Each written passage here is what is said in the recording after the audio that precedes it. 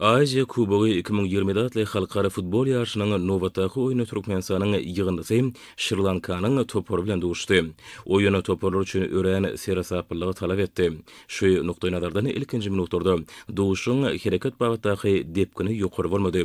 Ýöne ýeňişe bolan anam futbolçularyň her bir pursatda tijenmegine mümkinçilik berdi. Bu oýuny hem bilen uly gyzyklanmasyna eýe boldy. Garşylykly hüjümlary ýeňişiň ýeňil bolmajakdygyny äşkär etdi. Üstünligi bolan ihlas, maksady ukunlyk duşuň öz borçly bedegine urly. Taraplaryň ikisi üçin hem amatly pursatlary ýeterlik boldy. Ýöne olaň hemmesini peýdalanmak futbolçulara başartmady. Şeýlelikde oýunyň birinji ýarmy 0-0 hasabyna tamamlandy. Oýunyň ikinji ýarmyny ýurdumyzyň milli ýygyny Topory hasaba açdy.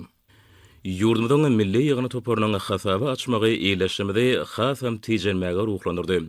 Türkmen futbolçulary garşydaşlarynyň derwetine ýygyna hüjümleri gurap, oýunyň 56-njy minutyny ýene-de hasaba artdyrmagy başardylar. Oýuny wagtdaky mümkinçilik bilen futbolçularymyza üstünligi bolan öz borçly anamy döretdi. Çekileşikli häsiýet mahsus bolan duşukda yurdumyzyň milli ýygynysy Şri-Lankanyň Toporyny 2-1 hasabyna utdy. Aziya Kubogy 2020-de atly halkara futbol ýarşynyň D toporçatynyň milli ýygyny bilen birlikde Hytaý Taipei'niň Taýland padşahynyň futbolçularym çykyş edýär. Öňde boljak duşuklaryň gyzykly häsiýeti bilen tapawutlanjakdygyny anamla aýdyp bolar.